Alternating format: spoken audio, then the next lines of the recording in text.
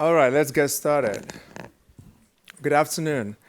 My name is Cajetan, Iheka, and I serve as director of the Whitney Humanities Center. Thank you for joining us, for not allowing the victory of the rain. So we're really glad you're here. On behalf of my colleagues who have worked so hard to put this together, I want to warmly welcome you to the 2025 Finzi-Contini lecture by the brilliant Richard Cusk. Our colleague Meghan will be introducing Rachel shortly, but first, a few words about the lectureship which has made our gathering possible. The Finzi-Contini lectureship was endowed in 1990 by the Honorable Guido Calabresi, Judge, U.S. Court of Appeals for the Second Circuit, and former dean of our beloved law school, and by his late brother, the late Paul Calabresi. The lecture honors their mother, Bianca Maria Finzi-Contini Calabresi. She and her husband, Massimo, fled Italy in 1939 after the passage of the infamous racial laws. Activists against fascism, they settled in New Haven with their children. Bianca Maria Finzi-Contini Calabresi was a Yale. She earned her PhD here in French in 1949 with a dissertation on the scholarly influences on Ernest Renan. I can never pronounce that name. I practiced it so many times. Renan, an important scholar of the 19th century with influential work on Christianity and nationalism. Bianca was professor of French and Italian at Connecticut College before joining Alberta Magnus College here in New Haven, where she also served as department chair for many years. Through this lecture, we honor Bianca's path-defining life and example. Refusing the demand of fascism, she carved out what our distinguished lecturer today describes as a structure of freedom in her novel Second Place. In the pursuit of this freedom, of her true beauty and potential to cite Second Place again, Bianca chose a new life in the U.S. with her family, a life of the mind, of devotion to family, and of a transcendental freedom realized in her Catholic faith and more secularly in her scholarly vocation. In fact, she continued working on Renan, that name again, long after her graduation. Her last published volume, also written in French, was on Renan's friendship with Emile Iheka, one of the founders of classic philology. Bianca died in 1982 at the age of 80 and is buried here in New Haven at the Grove Cemetery. It is wonderful that many who did not meet Bianca have a chance to learn and be inspired by her life through this endowed lecture. I'd like to take this opportunity to thank Judge Calabresi and his family for their generosity and for giving us the privilege of remembering our distinguished alumna, Bianca Maria Finzi-Contini Calabresi. Judge Calabresi and his wife, unfortunately, are unable to join us today. They're always here, showing up despite their schedule, but they're unable today. Please join me in thanking them, though.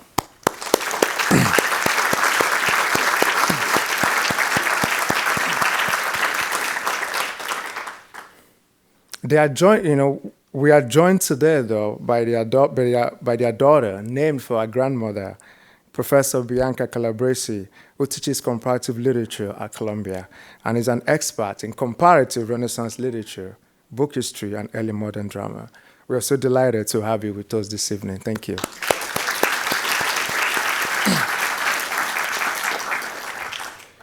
The Finzi-Contini lecture sponsors a distinguished scholar, a distinguished speaker in the field of comparative literature, broadly defined. Over the years, the Whitney has welcomed distinguished translators, editors, theorists, and writers. And we have here, two former directors who have, done this introduction over the years. The inaugural lecture in this series was delivered in 1991 by the great semioticist Umberto Eco. Subsequent lectures have been given by now a long list of eminent writers and thinkers from around the world, including Teju Cole, who delivered the 2024 lecture. We are delighted to include Richard Cusk, a writer of singular originality, a special thinker whose meditation on the calculus of a woman's place in the world of art and intellection resonates with the life and work of Bianca. Today's lecture will be published ultimately in the Yale Review, thanks to a collaboration between the Whitney Humanities Center and the Review. I'm grateful to Meghan, editor of the Review, for the continuing collaboration and for introducing our distinguished lecturer today. So what can I say to introduce Rachel briefly so we can get to this lecture? It is not an original claim to say that the Meghan O'Rourke effect has transformed the Yale Review. Now, do not get me wrong, and don't go counseling me. The review was a terrific publication before Meghan's arrival. But since our coming, I think we arrived at the same time in 2019. But since our arrival, she has elevated it in its design, content, and reach. Thanks to Meghan, the review is better integrated into the teaching and research mission of our university. And our students learn from our classes on writing and craft and through editorial experiences at the review. In addition to being a fantastic editor and teacher, Meghan is also an accomplished poet and author. Among her many works is the New York Times bestseller, The Invisible Kingdom, Reimagining Chronic Illness, a book inspired by her own experience with a chronic disease and the U.S. healthcare system. The Invisible Kingdom was a finalist for the National Book Awards. Meghan is also a recipient of a Guggenheim, a Radcliffe, a Whitney Nonfiction Award, among others. Please join me in welcoming Meghan to the podium.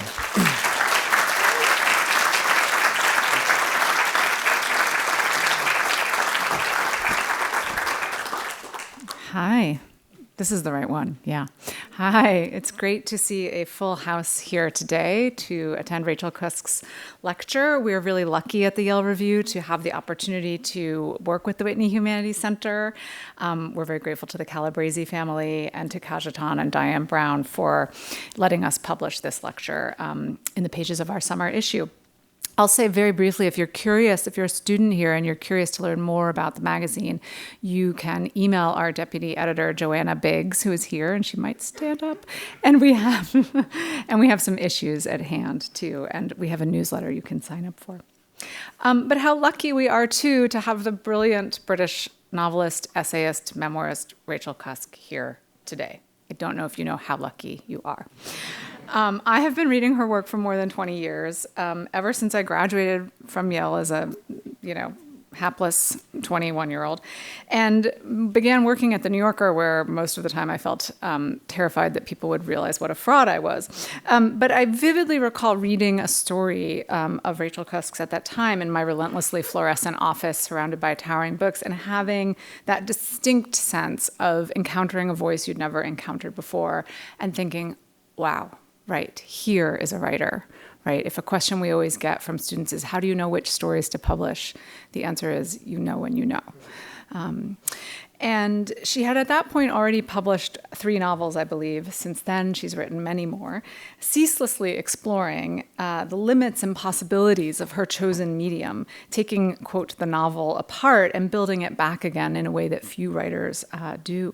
She is an incisively philosophical writer, but there's also something appealing, even radical, in the unsettled stance she takes toward her own mastery. Again, very rare for writers to do this, which is to say there's no British writer at work quite like her. And in fact, when I reread this, I thought, no, there's no writer at work quite like her. Now the author of of at least 16 books, including 2 superb memoirs for the nonfiction students in here. I highly recommend A Life's Work on Becoming a Mother and Aftermath on Marriage and Separation. But she is probably best known for the novels, among them the 3 books that comprise the Outline trilogy, which were published between 2014 and 2018.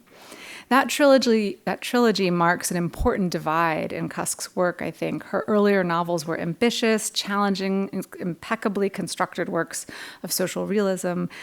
Outline announced a kind of stark refusal of psychological interiority and an authorial engagement with a contemporary crisis about the very nature of fiction in a world of misinformation and kind of constant information coming to us.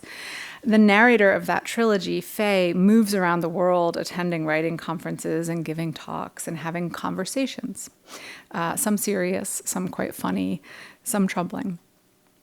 She is, one quickly notices as a reader, kind of quite recessive, an outline of a narrator, an outline of a person. Other people talk, she listens. Mainly, she records everything happening around her, the way an airplane meal looks, the orderly decor of an Athenian apartment she's visiting, another writer's impulse to perform incessantly. The mode is dry, withheld, yet knowing. And throughout, the narrator is less an actor in a plot than a kind of scrim or camera moving steadily through the days. She is one of those on whom nothing is lost, as Henry James once put it. Her novels ask us to be that kind of reader.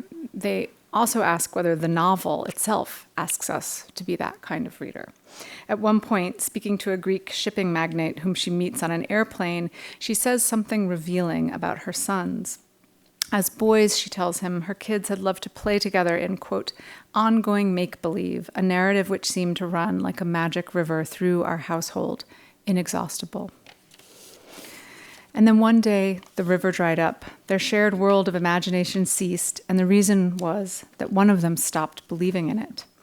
In other words, it was nobody's fault, but all the same, it was brought home to me how much of what was beautiful in their lives was the result of a shared vision of things that, strictly speaking, could not have been said to exist, end quote. Following the publication of Aftermath, the memoir that preceded Outline by 2 years, Cusk told The Guardian that she had come to a place of, quote, creative death. Quote, once you have suffered sufficiently, she noted, making up John and Jane and having them do things together seems utterly ridiculous. Fiction suddenly seemed fake. She didn't think character exists anymore, as she told one interviewer. She felt a rupture in the contract between the novelist and her readers who experience a, quote, shared vision of things that, strictly speaking, like the boys, could not have been said to exist. And so what I want to leave you with is that in the wake of that rupture, her books have found tremendously new, tremendously exciting ways to encompass large philosophical themes, such as the mysterious way the accord between two people can dissolve into discord, the violence with which our old selves are sloughed off as new selves emerge, often to our surprise, or what the novelist Jonathan Lethem once described as the ways that our very being, which is one of her topics, is bitterly incommensurate with itself. Her most recent novels, Second Place and Parade, push that inquiry to its farthest edges yet while taking up the visual arts, as does the piece she's going to read today. In them, the novelist trains her eyes on the gendered power of artists and the stories we tell ourselves about femininity as power or weakness. The 4 chapters of Parade form a kind of prismatic view of artistic ethics, cultural deformation and ambition, toggling among conversations in which figures find themselves contesting and untangling the skein of knowledge handed down to them. Questioning, contesting, pulling back, challenging received power structures and calcified art. If radical attention is central to Cusk's work, I found myself thinking in advance of today's lecture, it is also why her work is central to us in this moment. Her bracingly humanistic project makes her writing essential reading for anyone seriously engaged with the twinned forces of creativity and destruction. We are so lucky to have her here at Yale today to read an entirely new piece of writing. Please join me in giving her a very warm welcome.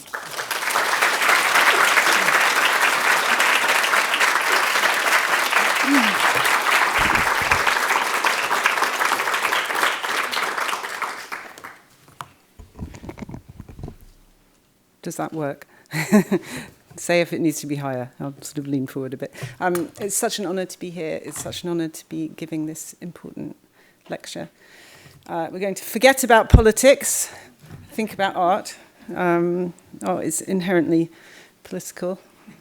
And Meghan mentioned radical attention. Art is an act of attention, and paying attention is, in fact, the greatest power we have. So I don't feel we're hiding ourselves in irrelevancies. This is a sort of, in the style of Parade, a little bit a semi-imagined biography of an artist, Anna Eva Bergman. The artist Anna Eva Bergman, let's call her B, was married 3 times, 2 of them to the same man, though on the latter occasion his right leg was missing. In the years of their separation, an accident had occurred that had required the leg to be amputated. For social events, he used a prosthetic limb that was awkward and uncomfortable to wear. It was at one of these that their second meeting, after 15 years of absence, had taken place. In this second marriage, they were now approaching middle age. Their bodies bore witness to different histories, most strikingly in the case of her husband's missing leg. B had known this leg intimately in their first marriage.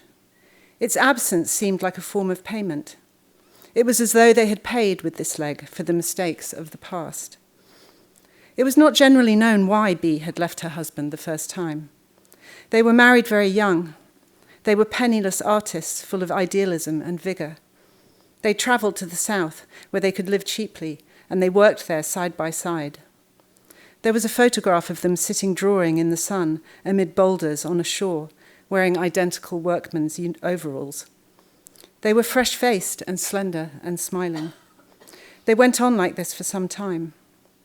Then B's husband received the offer of a space in a building of artist studios, and he returned to the city for a while. The studio was cold and filthy, scarcely habitable. When B went to visit him, she found that he was living there day and night. He had been working maniacally, works which B instantly identified as being of a new importance. They had already drawn the notice of the other artists in the building. There was no room for B in the studio. She returned to the south and stayed in a hotel with her mother. Her husband wrote to her frequently, asking when she was going to come back. He described the explosion of new art that was taking place in the city, a phenomenon in which his own work was playing an increasingly recognized part. B took longer and longer to answer these letters. In her replies, she talked about the interesting friends she had made there in the hotel. They had various plans, she said, that prevented her from coming back to the city just now. Finally, she wrote to him and said that she was not going to come back. Eventually, she returned with her mother to her native country. Later, she married a prosperous businessman who at first liked her being an artist and then didn't like it. In their second marriage, B and her husband had more money and ease than the first time. B's husband had achieved recognition and fame for his work, while B had not. They bought some land in the countryside beside a great river and built a house there. The house was full of angles and light, and there was a separate studio for each of them beside the water. During their years apart, B had become increasingly interested in the concept of the golden ratio, the mystical proportion observed in the harmony of nature that seemed both to encompass and limit the place of human perception in the world. B strove increasingly to lay her hand on that limit and find a perception which was no longer human, more akin to how nature displayed and saw itself. The golden ratio was expressed mathematically as A plus B is to A as A is to B. A visitor to the house by the river once humorously observed that B's husband's studio was larger than B's own by exactly that proportion. B had understood when she was still quite young that she needed to make her... That's fine. B had understood when she was still quite young that she needed to make her life impersonal, but she had not succeeded in doing this. A man's life was automatically impersonal because of his combination of entitlement and selfishness.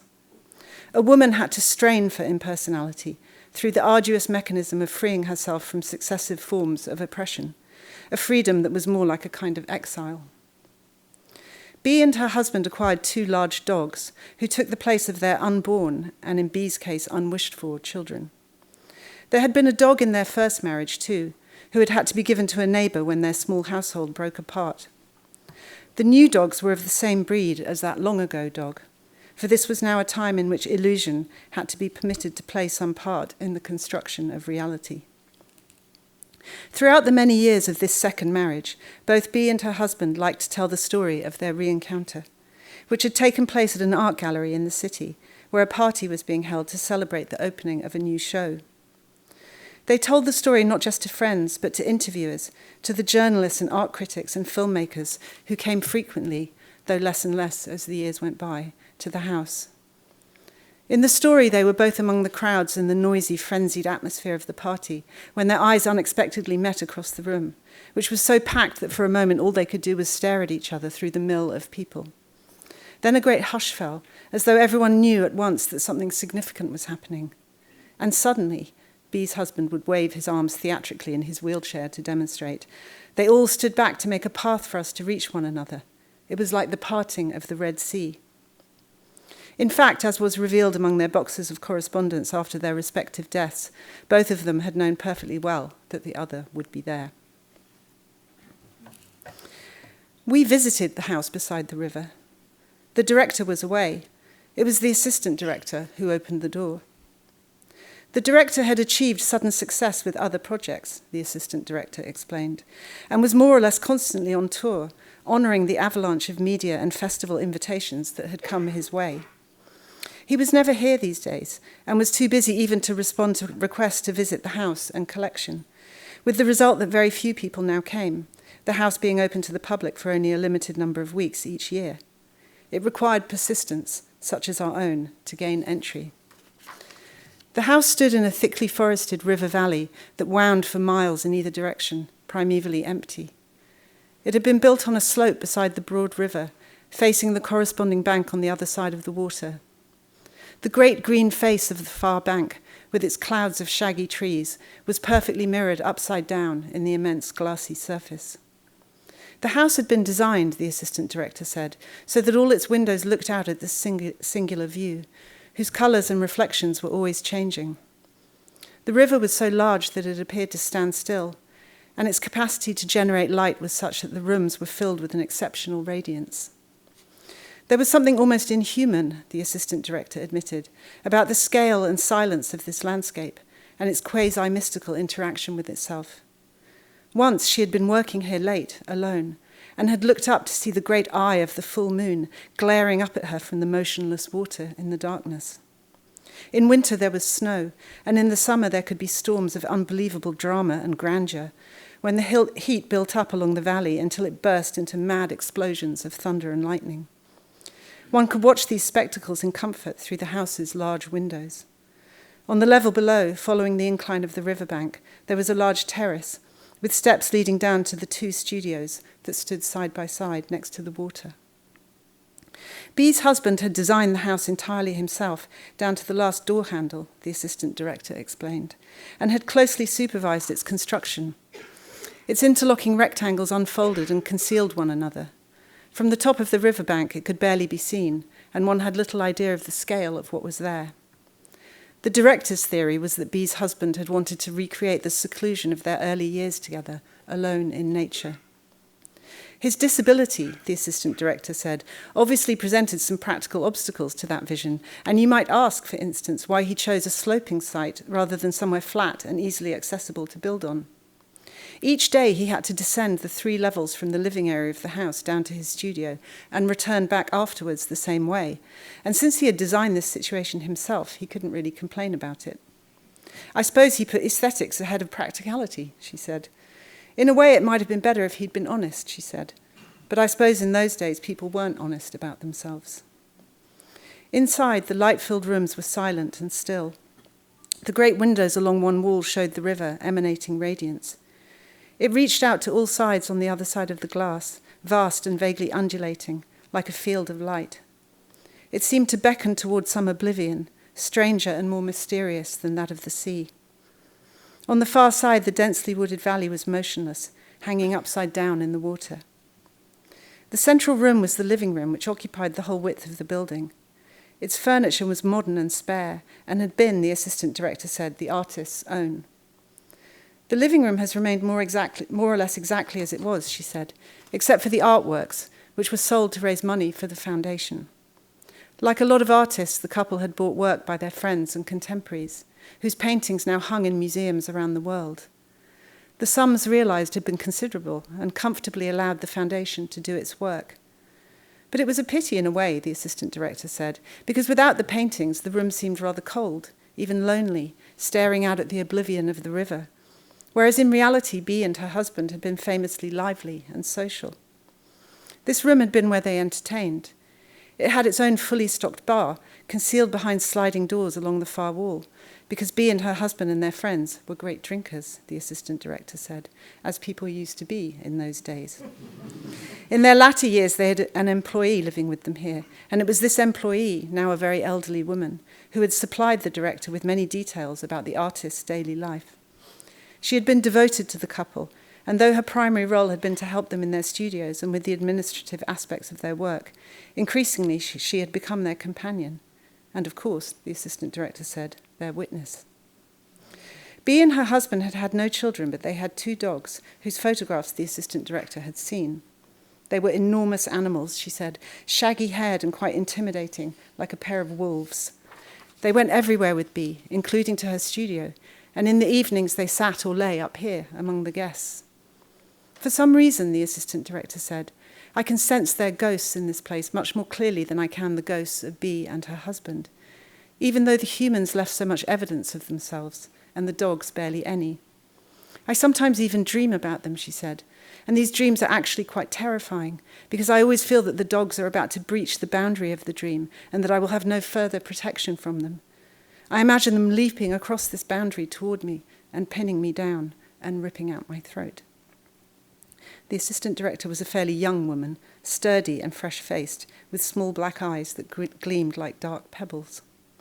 My fear of these dogs, she said, which is ridiculous because they aren't even alive anymore, must in fact be a fear of something else, but I can't explain what it might be. It's as if their ghosts are more real than the animals were, she said, just like the reflection of the trees in the river sometimes seems more real to me than the trees themselves. Shortly after Bea was born, her mother had put the baby in a basket and boarded a train with it to her native town, never to return.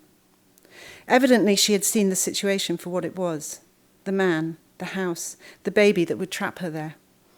When she was older, Bea once went back to that place and visited her father, who she had never met. He had long since remarried. Bea called on them at their house. The totality of her mother's action in removing Bea from her father was evident in their mutual lack of emotion. Long ago, she and this stranger had been violently separated. To Bea, it was unclear why. He did not seem to be a bad man. Her mother's action stood alone in its violence. Bea's mother left the baby in its basket with her sisters and travelled on alone to another city a long way away to pursue a course of study at a training institute there. She had neither the means nor the time to come back for visits. It was a medical training and thus lengthy. After a period, the sisters confided the baby to their brother, who had a wife and children of his own. The basket, which was seen as belonging to Bea, was placed in her room, where it remained for the several years she stayed with the brother and his wife. They farmed a terrain on the vast blackened plains outside the town, not far from the sea. In winter, the whole landscape froze for months, and darkness fell in the early afternoon. The great boulders along the coast bulged in their straitjacket of snow and ice. At night, the thick sheets of ice groaned in the darkness. The family were cruel to Bea with the obsessive cruelty of persecution. The presence of an outsider changed the way they saw themselves. They saw the harshness and limitation of their own lives, while also discovering a unique superiority in themselves, their superiority to the outsider. The child was the centre of their focus, while at the same time being the subject of their unkindness and neglect. The mother especially discovered that she could love her own children much better if she hated Bea. The father's sullen anger was more evenly distributed. He grudgingly allowed Bea to accompany him around the farm, which became her means of escaping the mother and children.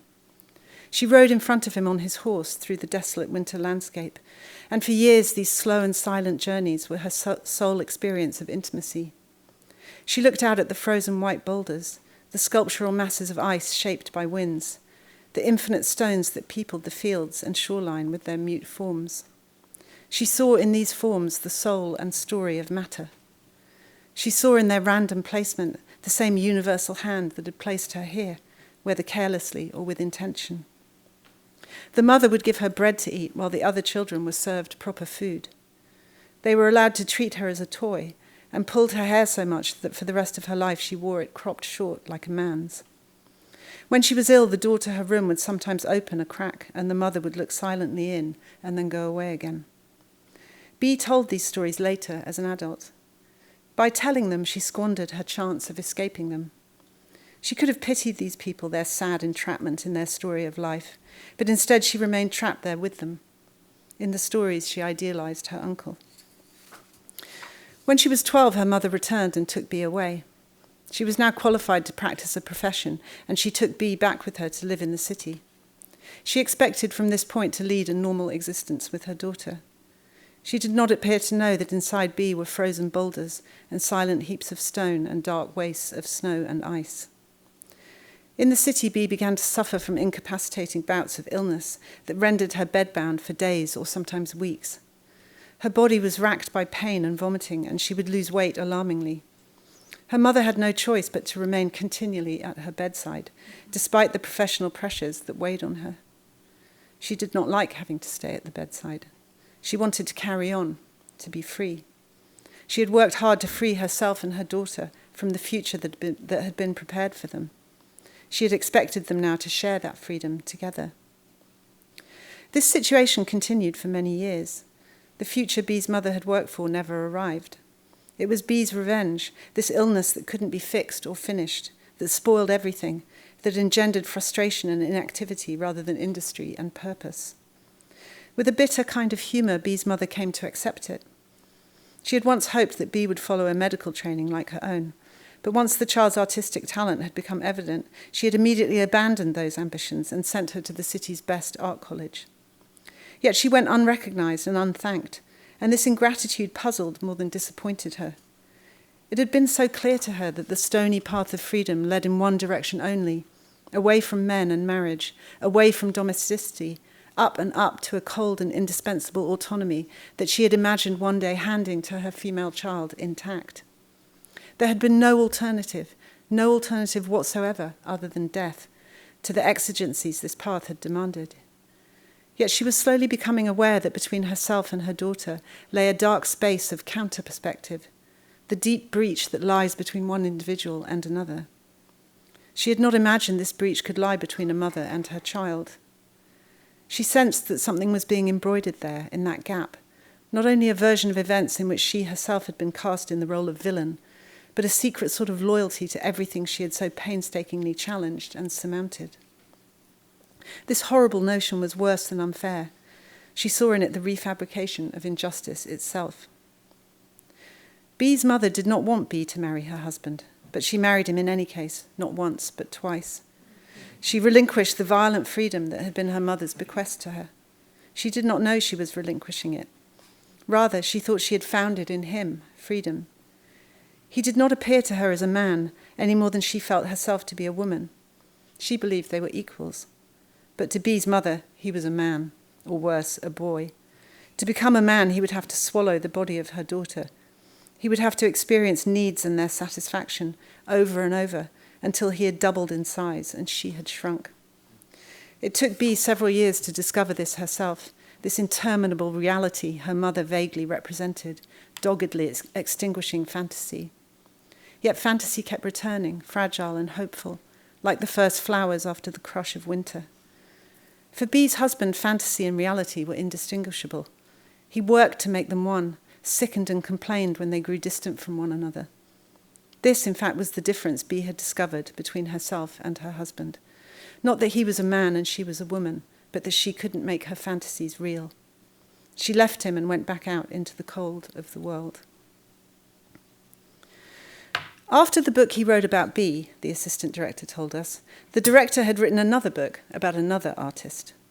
This second book had become an unimagined success, though she suspected, in fact, that the director had imagined it, and was now a worldwide bestseller. His biography of Bee had not sparked the same kind of interest. The director had been very disappointed by the failure of his book about Bee. Every day, women artists from the past were being rescued from oblivion and accorded their true worth, like diamonds dug out of the darkness of the earth, and he had hoped for more. He had believed that in Bee he had found the biggest diamond of them all, hidden under the great weight of her husband, where no one else had thought to look. His frustration and disappointment, the assistant director said, were quite funny in a way.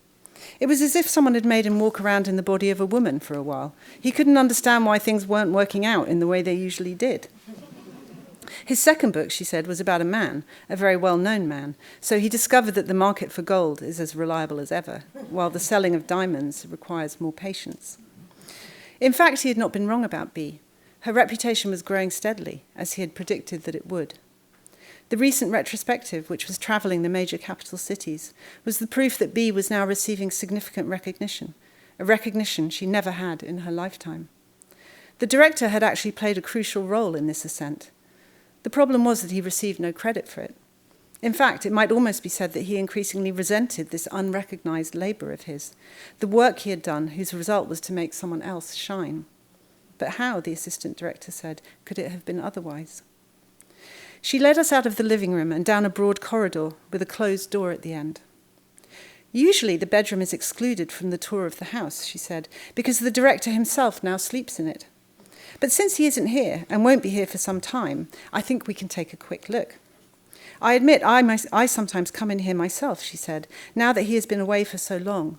But at the beginning I wouldn't have dared. It seemed so strange to me that he would choose to sleep in their bedroom. And not only choose, but insist, because it certainly wasn't what the trustees of the foundation had envisaged. There are other bedrooms on the floor below that he could have used, or he could have even found somewhere to live in town, as I do. It's a very nice town, she said, with the same river flowing through it, and quite a few interesting people live there. But the director was clear that he needed to live in the house itself. Secretly, I was frightened for him, she said, because, as I say, I myself wouldn't have dared to sleep in their room. I would have worried that I would be cursed in some way. But what I have learned is that people like the director don't see the world in terms of curses. No, they see a situation in terms of what advantage they can get from it. And the truth is that there is usually no substantial reason to refuse them, as the trustees themselves discovered. I do see, she said, that my fear the director would be cursed was probably a secret desire for him to be cursed and brought to justice. But in fact, the opposite has happened. He has demonstrated, in fact, the power and permanence of injustice, first by the relative failure of his book about B, and then by the tremendous success of his other projects. The failure became B's own failure, not his, which he proved by showing how successful he was without her. The furniture in this room, she said, opening the door and standing back to let us pass, is not the original furniture, unlike in the other rooms. The director found the bed too small, and so he had it replaced. I did wonder, she said, whether even he felt it was going too far to sleep in their bed. But in fact, I think that if their bed had been magnificent, he would happily have taken it. As it was quite an ordinary bed, admittedly a little on the small side. I think the beds people choose for themselves are quite revealing, she said. And as you can see, the director chose a very large bed, close to the floor and almost Japanese in style.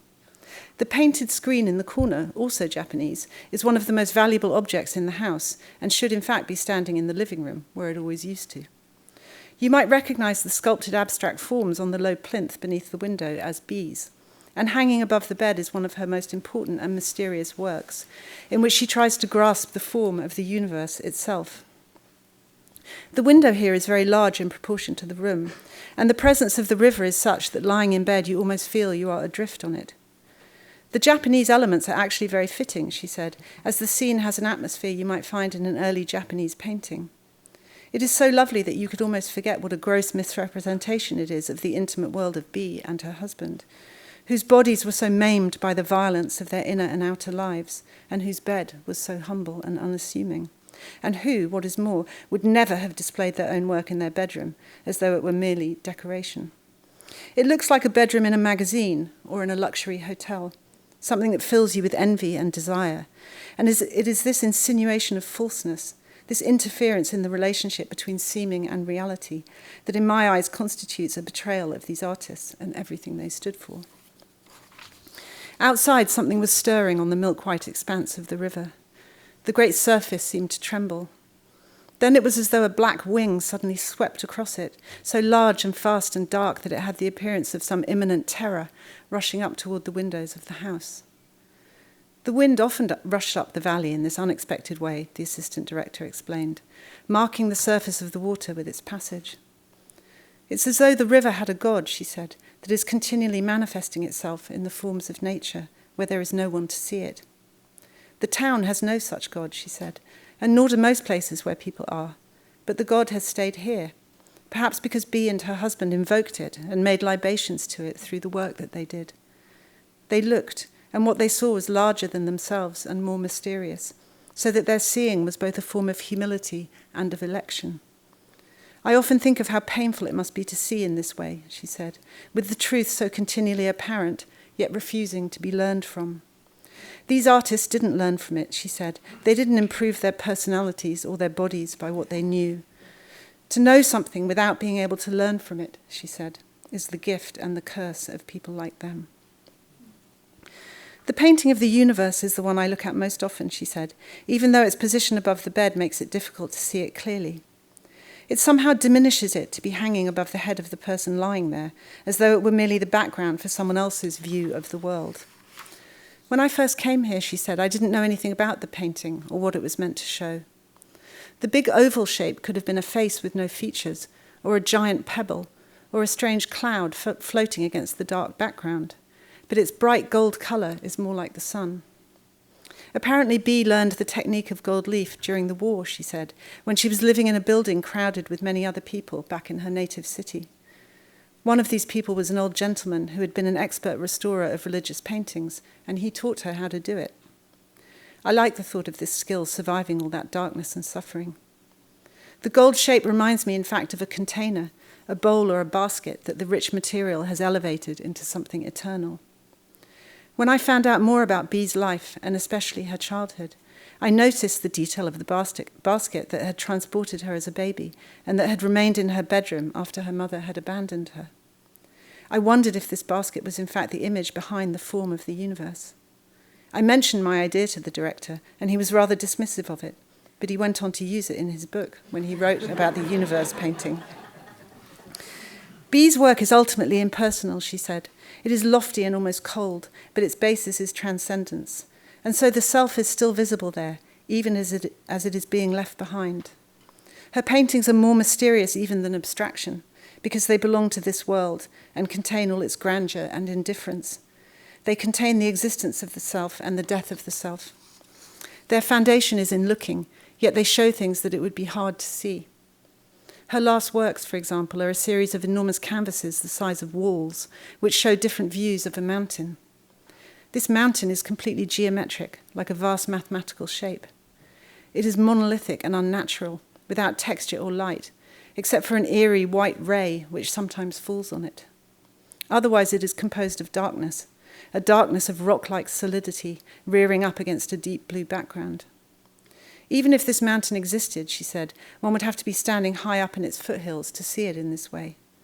Yet we know it, she said. We recognize it, as though the end point of matter is also the end point of our minds, as though the reality of ourselves is philosophically bound to its reality, so that we are humbled by matter at the same instant that we are elevated by it. There are no mountains here, she said, looking out of the window. There is just the river and the valley. I sometimes wonder whether that mountain actually exists, she said, and whether I should leave here and go and look for it myself. After the war, Bee married the businessman, which satisfied her mother at last. He was adept at making money, even in the ruin that was the world. They lived in a large bourgeois apartment in a provincial town. Her desire to paint was an irritant in this life of comfort, continually threatening disorder.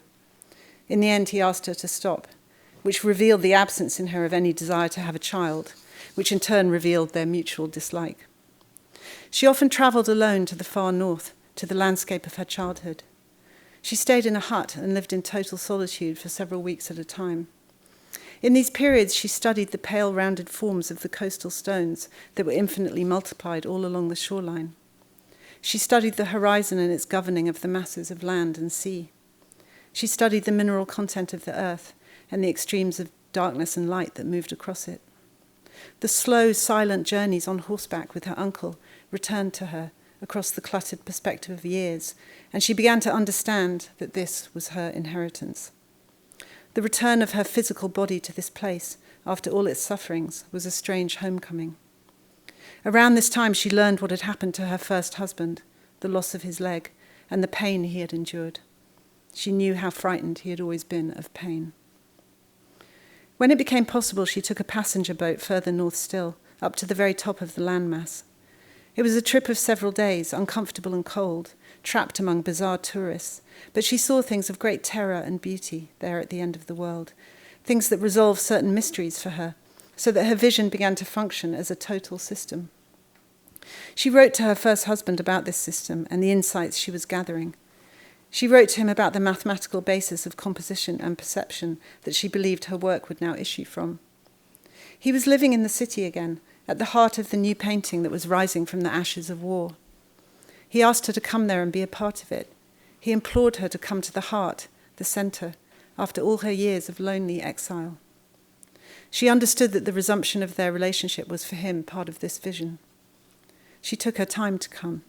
She spent some months in another country visiting friends. But finally she was there, at the party in the gallery, where he stood waiting on his artificial leg on the far side of the room. Her husband was now at the peak of his importance, and she lived in his reflected glory. They had a large house in the city. Her husband's studio occupied the whole top floor. He was continually receiving visitors there, painters and critics and collectors from everywhere. His work was full of violent anger and frenetic motion, as though he was scribbling on the face of the world. The paintings were full of black thrusts like the death thrusts of a bullfighter, or like the synchronized flight of dark birds. They emanated a tension that was held continually at breaking point, yet did not break. They were exhausting and beautiful, and there were so many of them, so many angry ejaculations. All day and every day he worked. What would become of the countless products of his inexhaustible yet impotent rage? They built the house by the river, and finally she had a space entirely to herself. The dogs followed her down there each morning and arranged themselves at her feet. Sometimes they would suddenly prick up their ears and leap up, pacing rapidly and silently to the large windows. Often she could not see what it was they had seen. It was as if they had sensed an invisible presence outside. She herself believed in and corresponded with this presence, which represented the immaterial portion of her own life, unexpressed and virtually unknown to her. She worked steadily to redress this imbalance. She was two distinct beings, one who lived and was conscious, the other without identity, whose search for material substance bypassed consciousness. The first being was the fruit of experience, some of it voluntary, but much of it imposed, by history and geography, by time, most of all by other people. It was increasingly discarded by the second being in its search for the form of the world. Yet she had to continue her occupation of the first being, to speak in its voice, to enact its character, and carry around its memories, and take care of its responsibilities. It was like a sack of rubble she had to shoulder each morning on waking, and which she set down at the door to her studio. At lunchtime, she and her husband drove the short distance to the town, where there was an excellent restaurant. Her husband liked to sit out on the terrace of this restaurant, where he was often recognized and greeted. They were happy sitting together in the sun. They talked about their work and the work of other artists, about philosophy and literature, about the people they knew. This second marriage, which had started in their late 40s, lasted the 30 years until their deaths. The present and future had met and mingled like two great rivers, creating a static body of water. At a certain point, a companion had been introduced into this static mass. Her role was to assist them with practical things, the management of the house and studio, of materials and exhibitions and archives, but more essentially to bear the brunt of their natures, and to spare Bee the little femininity that remained to her. The companion was like an additional wife for Bee's husband in the years of his slowly declining importance. She absorbed his bitterness and rage, the injustice of his disability, his torment at the younger artists growing up vigorously around him. Without necessarily meaning to, Bee's husband would have devoured Bee's inner world with these complaints. Insatiably and thoughtlessly, he would have consumed her, since she lacked the barrier of ego to stop him. The companion did not mind being devoured. She simply regenerated herself overnight. She believed wholeheartedly in his genius, as it was her job to do. Freedom came coldly and belatedly to Bee. She was two selves, the one attached to the other like a dead weight. The first self was suddenly exhausted by all it had experienced and suffered. It was this self, summed up in the body, that had been capable of being placed in its entirety in a basket and handed over to strangers. How could she bear her body and her own continuing imprisonment in it? She remembered vomiting one evening in disgust at the food she had been made to eat at her uncle's house and being made to eat it again. She remembered her years of sickness in boarding houses with her mother. Her history of illness had left her with many ailments she tended to privately. No one knew or could imagine the exact nature of her intimate life with her husband. Her professional failure did not seem to be regarded as a failure, but as a matter of course. Her mother died and seemed to pass out into the substance of the world, to be diffused everywhere. Her life, the life of the first self, was as though breaking up, becoming inchoate and intermittent. One day she saw that all along her husband had had a goal, which had required a force of domination to attain. Or perhaps domination itself was indistinguishable from that goal, the gaining and maintaining of power being a characteristic also of his approach to a created work. This need for power did not preclude erudition, a love of beauty, a defense of the larger cultural sphere. It was not even menaced by other artists of his generation, so long as they didn't attack his principles, nor by those younger ones who respected and looked up to him. In fact, a cohort was essential to the manifestation of power. To be alone would have made him an outsider. There were certain artists whom he praised extravagantly, many of them safely dead, some of them alive and sharing his territory. She noticed that he was never neutral about other artists. He declared them either friend or foe. And increasingly she came to see something primitive in these behaviours, which might have characterised those of the first human societies, where men fought or befriended one another in accordance with their interests. This force of domination was what permitted men to survive on the earth, and its penetration of the expressive arts ought not to have surprised her. Yet it did surprise her, because she had made the mistake of assuming that an artist was neither male nor female, was not a primitive being with a flint in his hand, but rather someone elected by the soul of the world as its spokesman. Diminutive and kindly and disabled as he was, her husband's instinctive desire for power and centrality had held her in its wake. She could not rid herself of the tension of this situation, other than by getting rid of the first and visible self. From then on she was locked in a battle, to trample on and rid herself of her body, and at the same time to survive ghost-like in its ruins as the pure operation of her expressive will. The assistant director took us down to the terrace, a wide paved rectangle empty of ornament with a broad view of the river. Down below it a steep path could be seen, leading to the two studios that stood side by side next to the water. B did not paint this view, the assistant director said, nor make any representation in the 20 years she lived here, not even the smallest sketch, of the river or the forest or the wider landscape of this region. I used to feel quite critical of her for that, she said, because in my head an artist's first relationship is with reality. An artist should always be looking, noticing what is in front of them. But B's paintings were of things that only she could see and that only she could remember. It almost annoyed me that a woman would choose this subjective route rather than fight for her share of reality. Then, a little while ago, I went on holiday for a few days with my friends to a Greek island. We arrived in the dark, she said, and so in the morning I went out to look at where we were. It was quite early, and the sun had just come up. I walked down a path towards the sea, and at a certain moment the view appeared in front of me, a startling wide view of the ocean, motionless and milky-coloured in the morning light, with the mounded shapes of other islands or land masses standing one behind the other in the distance until they vanished into the mist. In the middle of this view, seeming to be much closer to me, a great rocky shape rose out of the water. It was a long horizontal shape and strikingly sculptural, almost like a primitive figure lying on its side. The pink light fell on its contours and on its sharp facades and crevices, making geometric shapes that were somehow human in their brutality. Looking at this giant faceless figure sleeping on the water, she said, I suddenly understood B's vision. And in fact, the sight itself was like nothing more than one of B's paintings. Later, of course, I found out that this enormous rock is a famous landmark and even has a name, the Sleeping Lady or something like that. But rather than disappoint me, this fact seemed to confirm something prophetic and grand about B. I came to see during those days on the island that in fact it was the male painters who were subjective, with their obsessive depicting of everything they saw and felt, the women they slept with, the people they knew, the places they went and the things they noticed there.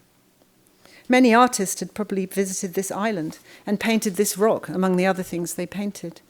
But what I understood that day was that B seemed to have known the rock was there without ever seeing it. Nature has become more significant to me since I've been working here, she said. Spending all my days in this landscape, she said, the seasons have become more and more real to me, when in the life I lived before, I barely noticed them. I have lived in places where there are no seasons to speak of, because nature has been more or less extinguished, and the landscape is entirely human. And I know it is perfectly possible to live and be happy in a human landscape. But here I have come to find the seasons more wrenching and giving, more powerful than I could have imagined, so that it has gradually become apparent to me that they, not we, are the central character of life. Sometimes it occurs to me that I could have been a tree all along and known more than I do now, she said. But I've also discovered that it is difficult to sustain illusions about oneself while living in nature, especially if one tries to hold on to those illusions by refusing to learn from it. The director, for instance, became increasingly unhappy here because he could find nothing here that reflected his own importance. And in a different way, I wonder whether B was exposed by living in this place to the essential violence of her origins, which she had tried her whole life to evade or else to transform into something abstract and universal. Most of her important work was done in that studio, she said, leading us down some stone steps to join the path that led to the 2 white buildings beside the water. Yet at the same time, her living self deteriorated there in the most alarming ways. The studio was a tall, bright white cube with large, high windows that looked not at the river, but at the bank behind it. "It is so still and luminous here," the assistant director said as we followed her in. "So empty, almost like a chapel. There are many photographs of B in this place," she said, "and so we know that even when it was in daily use, it was as clean and bright as it is now." There was none of the mess and disorder we associate with artist studios and with creativity itself, which we imagine cleanliness and order as seeking somehow to annihilate, as though it were the artist's job to create order out of chaos and not the other way round. It was apparently B's choice, she said, to face away from the river, perhaps for the northern light these windows give access to, but perhaps also so that she could see what she wanted to see. The great mountain that appeared in her last works, for example, could certainly not have been seen from anywhere else. Despite the fact that her work was generated from the forms of nature, at that point I believed she needed to surmount nature in order to grasp its philosophical truth, which lies in its inhumanity. "You will have noticed that her studio was built very close to her husband's," she said, "right next door. This evidence of their mutual dependency could be seen as quite touching," she said, "unless you consider that perhaps he wanted her there to be at his beck and call, or that she on her side may have hoped that some of the collectors and gallerists who came to his studio would call in at hers on the way. If they did, which is uncertain, the contrast could not have failed to overwhelm and indeed disturb them. I myself rarely go into his studio," she said, "for reasons which will perhaps be immediately obvious to you. Even the director," she said, "was frightened of coming here, though he tried very hard to hide it. Nonetheless, he insisted that everything be left exactly as it was when the artist was alive, which in a way illustrates his combination of integrity and cunning, because the more the director was able to bring B into the light, the more this studio incriminated itself and told its indispensable part of the story." She opened the door to the second studio and stood back to let us through, leaving the door open behind her. It was a high rectangular space, a third or so larger than B's own, whose walls were so violently splattered from floor to ceiling with paint as to resemble a scene of recent carnage.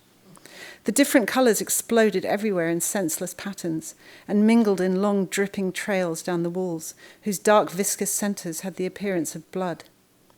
In certain places the paint had achieved a horrifying form and density, like that of giant bruises or wounds. In the centre of the cavernous room stood a heavy metal wheelchair, surrounded by a number of large scuffed metal canisters attached to rubber tubes. On the floor lay a large broom-like contraption with several wide brushes attached to its head. B's husband invented this system himself, the assistant director said, which fed paint under pressure from the canisters to the brushes, so that he could reach the canvases from his wheelchair. The pressure was such, however, that the paint hit not just the canvas, but also sprayed the surrounding walls and floor and even the ceiling. Only the fact that the windows were protected with plastic sheeting stopped them being covered too. "It is like the den of a murderer," the assistant director said, "or a madman. And though the sight of the wheelchair ought to inspire our sympathy, I find that contraption almost the worst thing of all, for the role it played in enabling this display of impotence." The many paintings B's husband made here, she said, were in fact of a surprising terror and accuracy.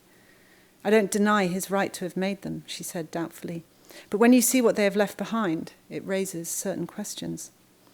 "I have visited the studios of many male artists," she said, "and they are nearly always, on one level or another, the careful celebrations of masculine lusts and freedoms.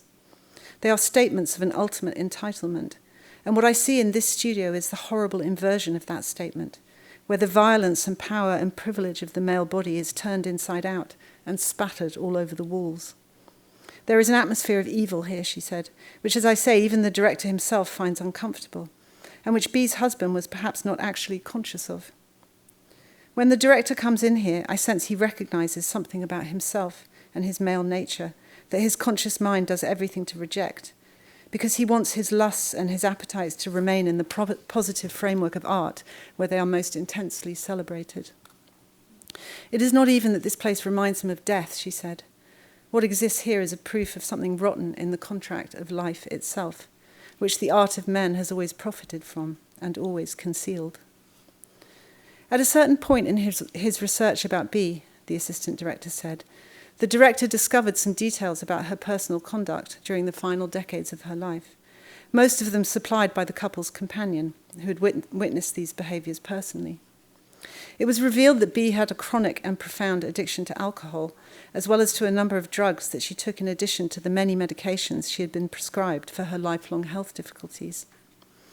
The director was very disappointed by these revelations, which contradicted the image he was constructing for B as a valiant truth-seeker struggling against the injustice of her female condition. The idea that she was consuming whole bottles of spirits in secret, that she was often found collapsed and unconscious in various hiding places, that in the end she had to be vigilantly watched for fear that she might wander into the river and drown, was deeply unacceptable to him. He had always vaunted B's Nordic vigour and purity, her slenderness, her good taste and her self-control, her long-suffering patience, especially with the demands of her disabled husband that came at the end of all her other trials. He had been indignant on her behalf about the female injustice she had endured even in her marriage to a great artist.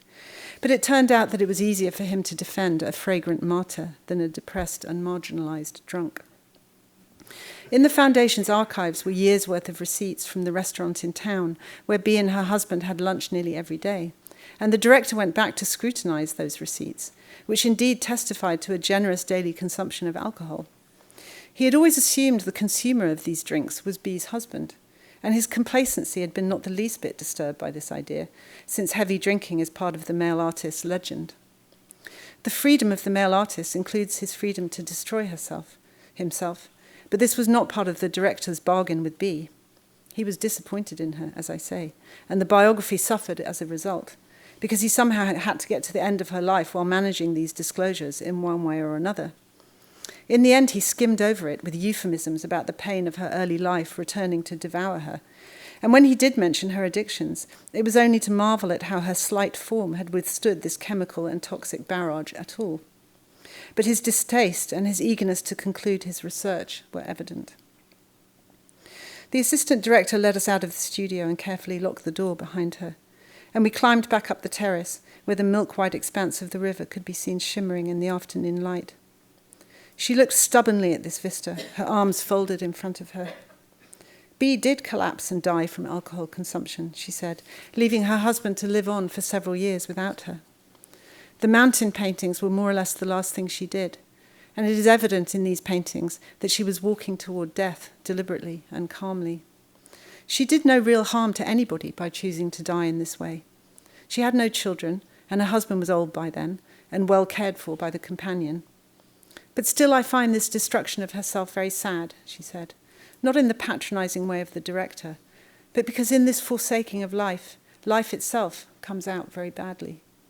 It mistreated her, though she was one of its most gifted spokesmen. And this mistreatment, which in fact is evident in all the arts, where people suffer more or less exactly the same discrimination as they do ordinarily, has made me question the value of art itself.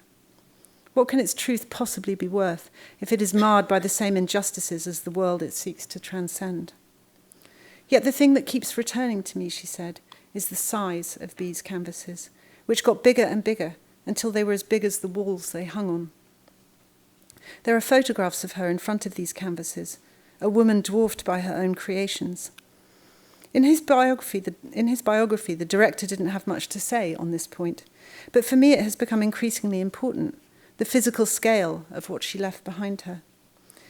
It is, in a sense, the opposite of the splattered walls in her husband's studio, she said, where the whole environment must be defaced in order for the painting to exist.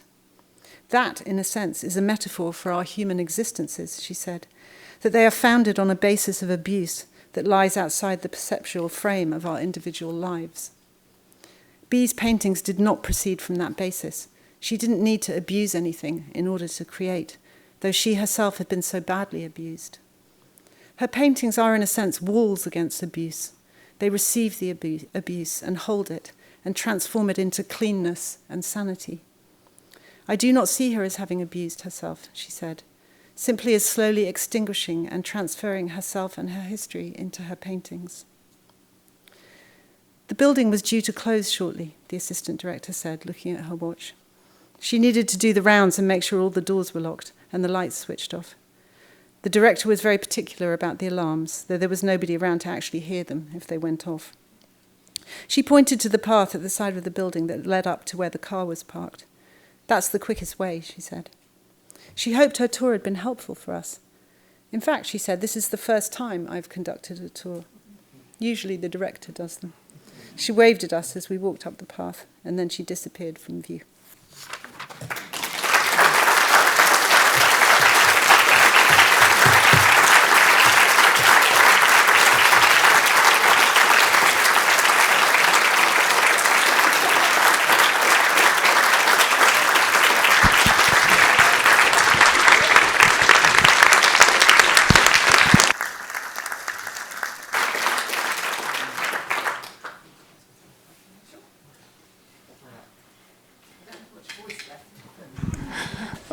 Thank you. Thank you so much for that amazing lecture.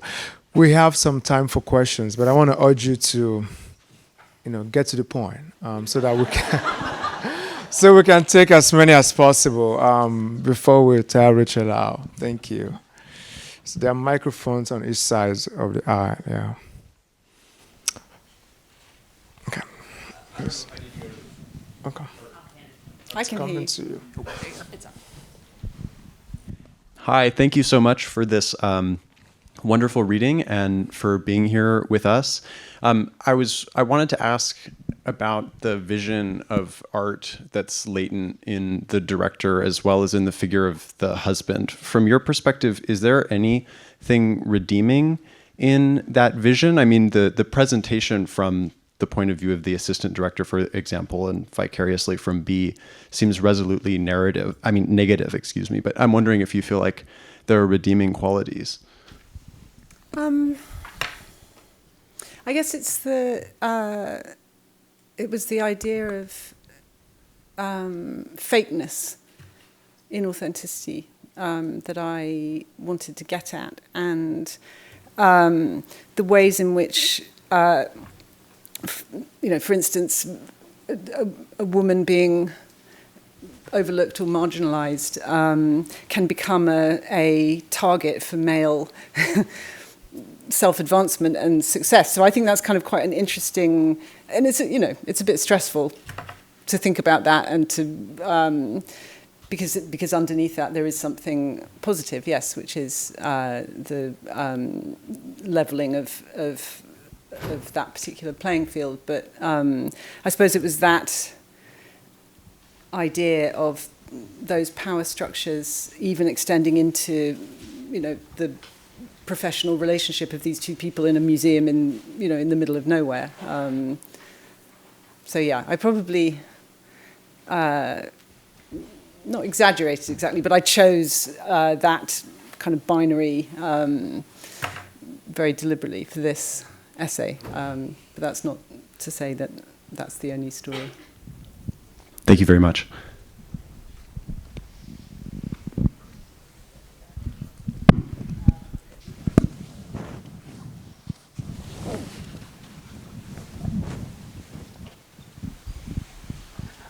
What are we looking at? I'm so bad at explaining. I should have explained at the beginning. These are a small selection of works by Anna Eva Bergman, who is the bee that is the subject of the essay. And I just thought it would be helpful to just have those as things to look at while you're listening. So yes, they are some of my favorite of her paintings. And some of them are mentioned in the text. And the interpretation of them is something that you arrived at, or that is part of the critical discussion around her work? So what I've been increasingly interested in my last book was very much composed of this, is kind of a, I don't know what the word for it is, sort of fictionalized biography, but it's basically being interested in the lives of visual artists, certain visual artists, as offering different forms for living. These lives that resulted in images rather than in words or stories. I felt that was possibly a different and new template for looking at our own lives. And certain artists, certain visual artists sort of attracted me for that particular quality of so yeah, I mean, part of it is straightforward biographical research, but part of it is my own imagining of them, very much around the work that they created.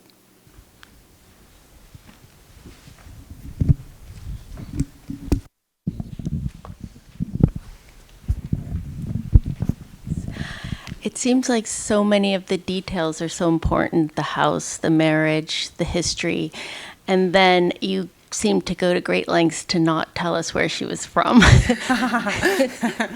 Norway. So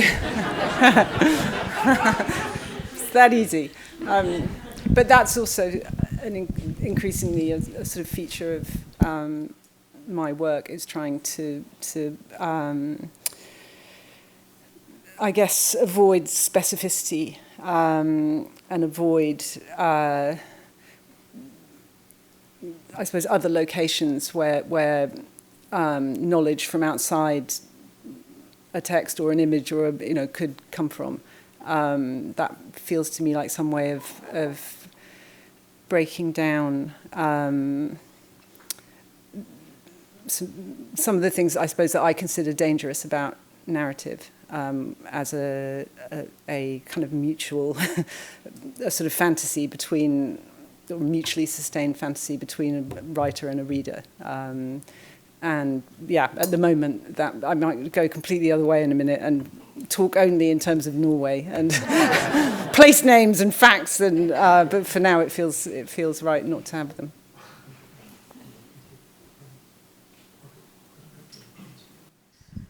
With the acknowledgement that this was 7 years ago, I'm so struck by your comment that character doesn't exist anymore, and then the turn to doing a sort of biographical essay project. And I wonder if you could just talk about how those two things sit together for you. What's really interesting to me is that these sort of fundaments of representation change all the time. So actually, I think character exists again. I just noticed it quite recently and thought, I suppose partly in thinking that we said we weren't going to talk about, well, I said we weren't going to talk about politics, but in a context of dictatorship, for instance, that's character. That's the force of character turned inside out in a way, and it invokes one's own individuality, hopefully. So dictatorship corresponds with individuality, and in that sense, one re-becomes a character in the face of that force, maybe. So I was sort of thinking maybe character is, coming back. The reason that I was no longer interested in it was because it's part of what endlessly made the novel backward-looking and irrelevant in my.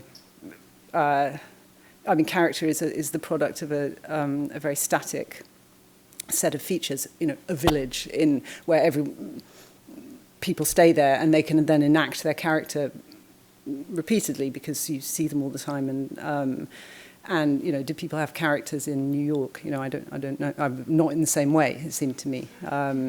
So it was partly a sort of remark about literature rather than a remark about life.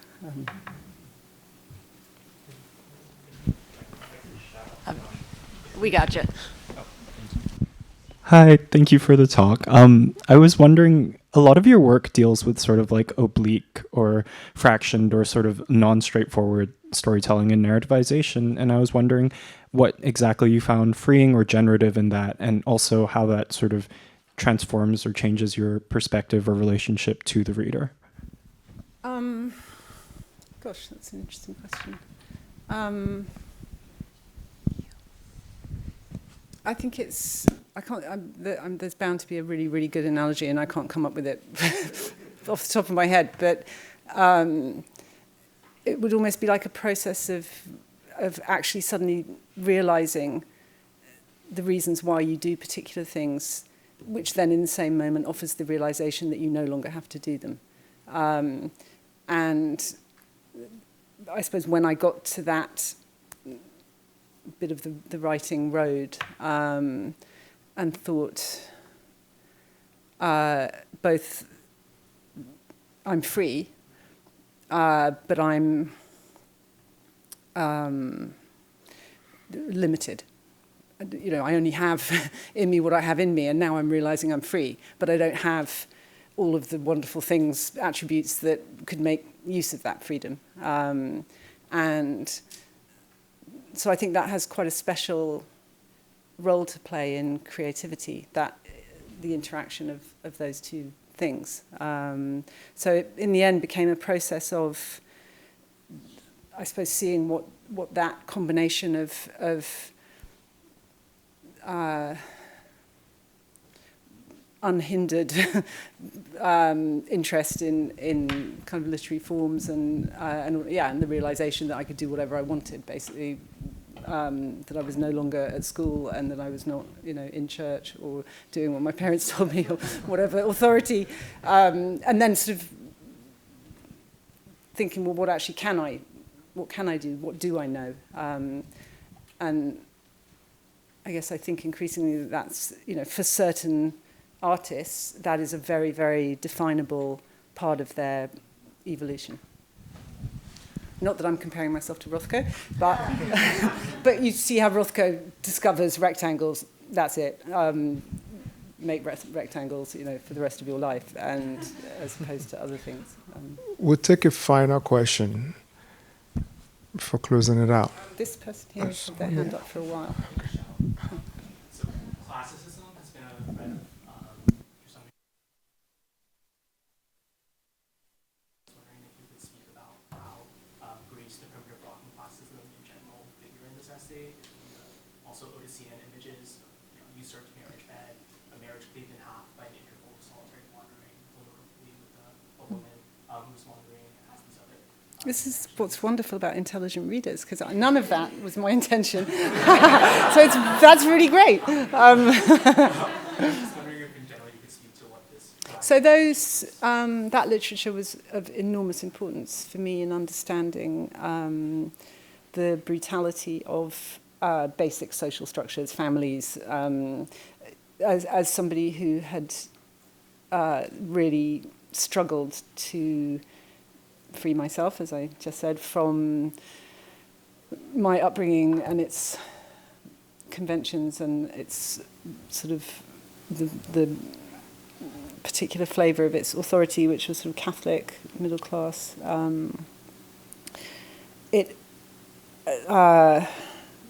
The Greek world, the violence and truth of it was such a revelation to me, and maybe again that's a way station on you know, the evolution of certain artists in order to, I mean, I think about I don't know, Francis Bacon, say, who wrote and spoke so fascinatingly about Aeschylus, and so you see, his paintings are paintings of exploded repression, and you see the role that might have played in allowing that violence and ugliness to. So that very much is what it did for me. I mean, I've slightly lost contact with those structures in what I'm doing now, but it's been fundamental. Yeah. Thank you so much, Richard. Thank you, everybody.